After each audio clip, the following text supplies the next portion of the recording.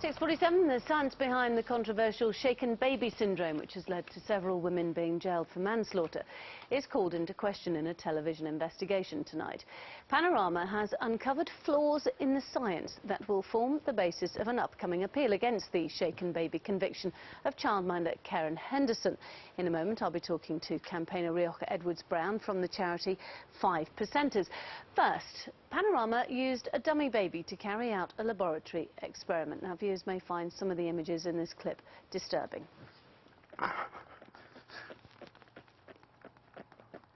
So, what's the result?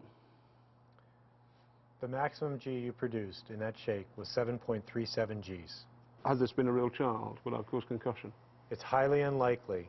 The risk for injury is virtually nil for a direct head injury from a shake. I was shaking as hard as I possibly could for the purposes of this experiment, and I could only do 7G. That's correct. So as far as you're concerned, as far as biomechanics is concerned, it's physically impossible to shake a baby to death. As far as producing a head injury, that's correct. With me now is Rioch Edwards Brown from the charity 5%ers, which campaigns on behalf of the 5% of victims of misdiagnosed shaken baby syndrome. Good morning to you. You haven't watched this yet, have you? Have you watched it? Have you been at I haven't seen this, but I know roughly what's entailed. And what do you make of it? Well, I think, you know, at long last we're getting the science rather than the conjecture and hearsay. Shaken baby syndrome, so-called, was first identified in the 70s after an American woman with mental illness said that she'd shaken babies in her care. Now, a neurosurgeon at that time documented this case, but he actually said the evidence here is quite meagre and circumstantial. By that time, that theory had gotten, been taken hold of by all the child protection agencies across the English-speaking world. And where it rolls out today is that that theory was later endorsed by the Department of Health.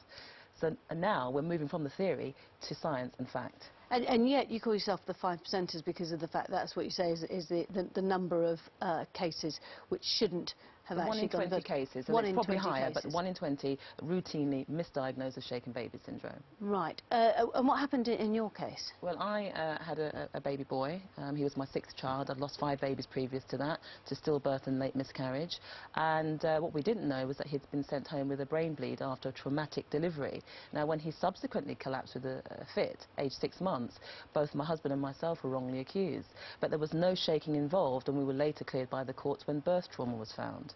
And was that actually on your records afterwards? Because I know that some people have a problem actually having that taken off their records afterwards as well. You cannot get it taken off of your records, and we are still down a police file and social worker file. But the difference is that we fought back over a 10-year period and cleared our names on those files. So we have interleaved sheets showing quite clearly that it was birth trauma, not shaking.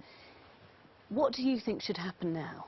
Well, we need a standard. I mean, we've been looking at this for the last 10 years. You've seen as many high-profile cases as you care to mention, Sally Clark, Tripti Patel, Angela Canning, but you've also, and this is the important thing, we've seen many missed abuse cases, such as Victoria Clambier, and most recently Jessica Randall. So there's actually, nothing actually has changed in terms of how you diagnose the difference between abuse and accident. So what we're actually saying is that we need a standard.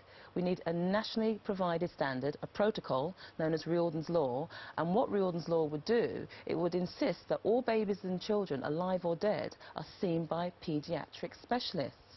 Because we feel that had that happened in the high-profile cases such as Sally Clark, in the high-profile cases such as Victoria Clambier, we wouldn't be where we are today. Well, we've still got cases coming up each week for missed abuse and for families being wrongly accused, and we can't continue, so we need Riordan's Law. Rioch Edwards Brown, thank you very much for joining us this morning. Thank you.